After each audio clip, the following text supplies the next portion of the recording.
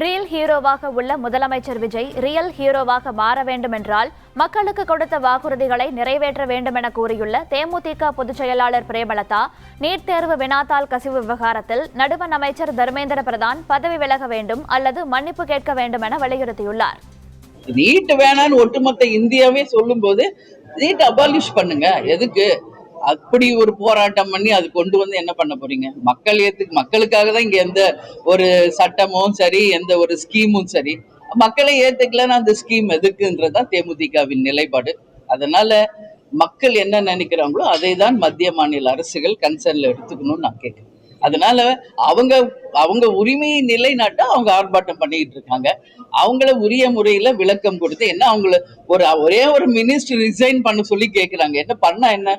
ஆமா தவறு நடந்துருச்சு, இல்ல ஒரு மன்னிப்பு கேட்கணும். எதுவுமே சொல்லலன்றதுனாலதான் இந்த போராட்டம் பெருசா போயிட்டு இருக்கு. இங்க என்ன உண்மையோ அதை விட்டுறாங்க. கண் துடைப்பு தான் எல்லாமே நடக்குது. மாற்றம்னு சொல்றாங்க. என்னை பொறுத்தவரை எந்த மாற்றத்தையும் பார்க்க முடியலைங்க. புதுசா எந்த மாற்றமும் இங்க வரல. அதே கண் துடைப்பு தான் நடந்துகிட்டு இருக்கு. அதனால அரசு வெறுமனே இது சினிமா கிடையாது. அதனால உண்மையான ரியல் ஹீரோ ஆகணும்னா சொன்ன வாக்குறுதிகளை நிறைவேற்றும்.